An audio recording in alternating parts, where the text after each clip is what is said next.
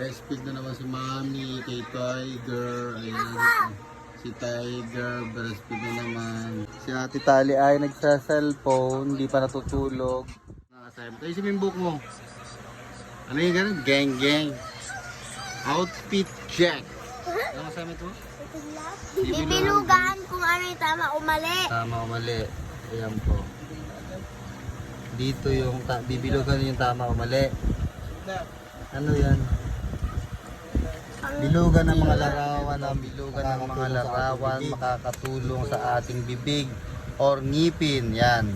Bilugan ng mga yung makakatulong daw. Sige, bilugan mo na.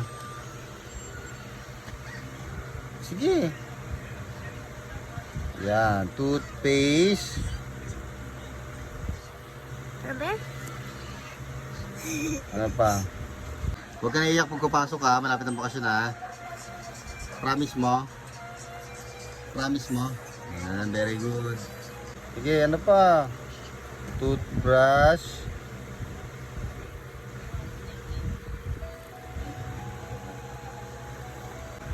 Dental floss. Yan. Galing ha, very good. O bakit hindi mo binilugan tong candy at saka ano ba to, ice cream or cake? Bakit hindi mo binilugan? Kasi Makakabulok ng ngipin. makakabulok ng ngipin tapos makakasakit ng ngipin. O sige, bilugan. Ay, hindi mo na pala bibilugan yan. Pang last part na kami ng assignment natin na number 5. Hindi na namin na-videohan yung simula number 1. Ang ilalagay lang naman nila dito, pag hindi gawaing palaging paminsan-minsan na nagpapakita, minsan hindi ako ng paggalang. Yan, pag hindi niya ginagawa, may sad face. Pag yung mali, yan, may ekes. Tapos, pag lagi yung ginagawa, kagaya to, tumutulong ako sa mga matatanda kong Madaming buhat.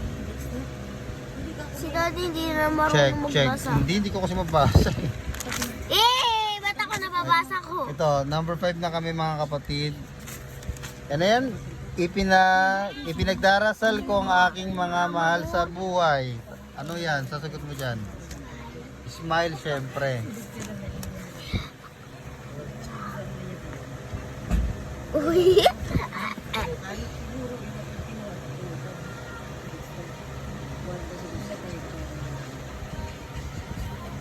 Check. Check mo na rin para doble-doble perfect yung assignment mo. Yan lang mga kapatid, tapos na kami sa assignment na Tina. Bukas ulit. Ano sabihin mo? Bye-bye! Ha? Bye-bye! Bye-bye.